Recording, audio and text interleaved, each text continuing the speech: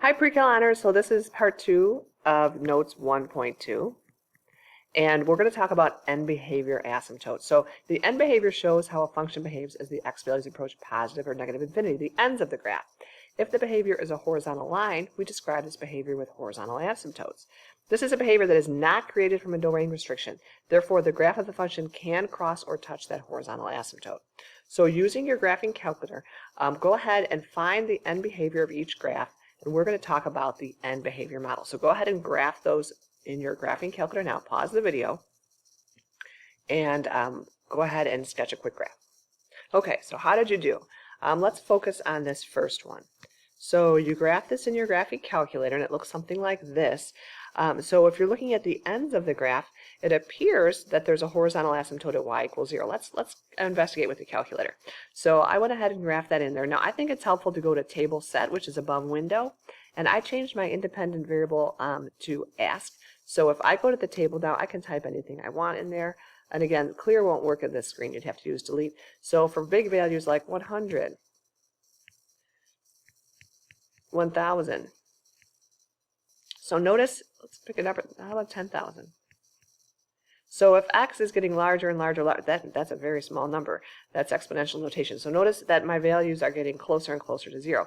What if I pick something like negative 100, negative 1,000, etc.? So notice that those values are also getting closer and closer to 0. So we have a horizontal asymptote at y equals 0. Let's try and figure out what's going on. So I like to find something called the end behavior model. And that helps me to think about what's happening at the ends of my graph. So for large values of x or really small values of x, this 1 is really insignificant. So if you look at the ratio of the leading coefficients here, we have, look what's going on. We have a y equals 3 over x. So your graph, that's the end behavior model, your graph is going to resemble the graph of 3 over x at the ends. So think about it like 1 over x, etc. looks something like this. We know that if you try and think about a number to substitute in for x, you'll never think of a number that makes this a true statement, because 3 divided by 0 is undefined. So that's why y can't be 0. So another thing I want you to notice before we move on to the next one is that you had a lower degree of x over a higher degree of x, because x to the first is less than x squared. So that's really interesting. Let's take a look at the next one. For the next one, again, if you go ahead and find your end behavior model again, because 1 is insignificant for very large or very small values of x, your end behavior model for part B here is 3. And so when I look at the calculator, let's pull that up. I'm going to go back to y equals. Turn that one on. There we go. Turn the other one off. Okay, so if I look at the graph for this one, notice if I look at that table, for very small values or large values of x, notice that those y values are getting closer and closer to 3. And for here it even says equals 3. I don't know if it's rounding, but again, that's what's happening at the ends of your graph. So this has a horizontal asymptote at y equal 3. And let's take a look at what we have going on. Notice this is the same degree over the same degree of x, because 3x squared divided by x squared, those x squareds were both quadratic. And we ended up with a horizontal asymptote at 3. Now looking at the last one, notice your end behavior. We have our end behavior model is 3x, which is a line at the ends of the graph. We have this type of behavior. So this graph does have the same type of end behavior. And again, notice this is a higher degree of x over a lower degree of x. And this end behavior is not horizontal. So we have no horizontal asymptote for this situation. Okay, but again, this is our end behavior model. We could use this, you could use limits to describe this behavior. We could say the limit of a function as x approaches a is equal to c. So that means as x approaches a value a, our y approaches c.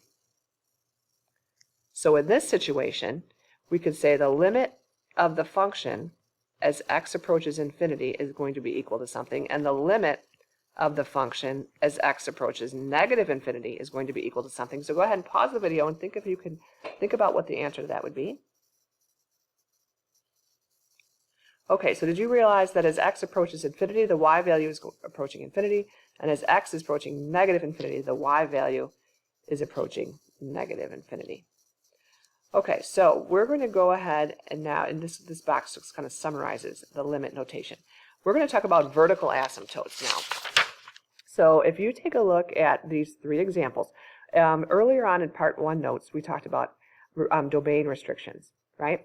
So vertical asymptotes and removable discontinuities are the effects of domain restrictions. So in other words, your graph is not going to cross a vertical asymptote because it's a restriction in your domain. So we're going to use our graphing calculator to decide what's happening as x, for example, for the first one, as x is getting closer and closer to 2 from the right and the left. So go ahead and graph it on your calculator and explore. Pause the video. Okay, so let's take a look at the first one. So we realize the domain x cannot be equal to 2. When you graph this, it does look like there's a vertical asymptote at 2, but let's see what happens when you get close to a vertical asymptote. So I went to table set, and I want to get close to 2, so I changed the independent to ask for this one, so that if I go to table, I could type whatever I want in there. Actually, you know what? I don't think I want to do that. I want to go back to table set, I think, and scroll through. So I'm going to change it back to auto. There you go. So if I go to table now, notice if I'm just less than 2, like 1.993, 1.994, etc., notice how my y value is getting closer and closer. I mean, it's getting larger and larger and larger.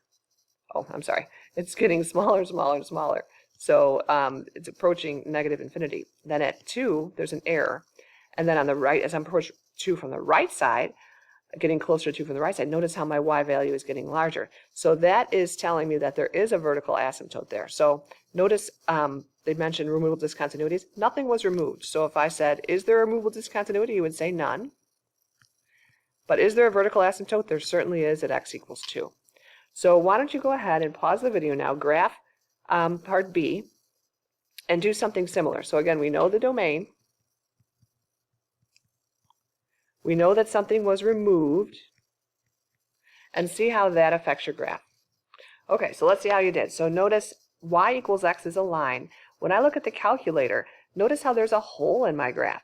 So if I go to calculate, let's just double check, because if you don't have I did a zoom 4, but if you have some other window, there might not be a pixel right there, so you might not see the hole.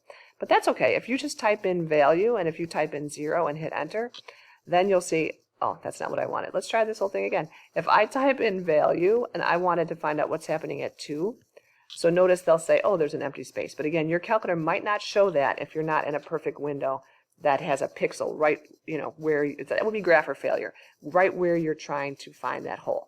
Okay, so for questions then, I would say there's the domain. I would say that, are there any removable discontinuities? Yes, there are. If you let x be 2, here's your new and improved equation. Slide that in there for 2, and you get, okay, 2, not 4. There we go. So there's a hole at 2, 2.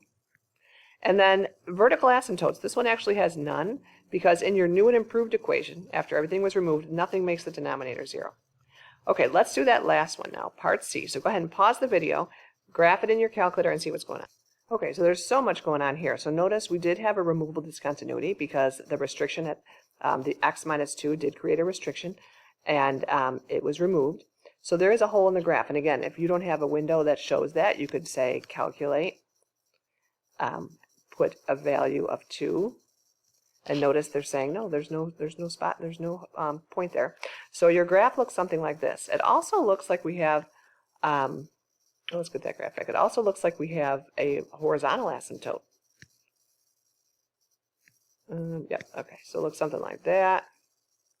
So I would ask you, what's the domain? I would ask you, what's the removable discontinuity? Now here's my new and improved equation after everything's removed. If you substitute 2 in there for x, you get 1/2. So this ordered pair is at 2 and then 1/2. And notice vertical asymptote, there is one, because your denominator in your new and improved equation, do you see how you still have a restriction? x equals -2 is going to give you a vertical asymptote. Now, as far as horizontal asymptotes go, you could look at your end behavior model. You see how it was same over same degree of x? And we have, when you go ahead and think 2 is insignificant for large and small values of x, so y equals 1 will be your horizontal asymptote.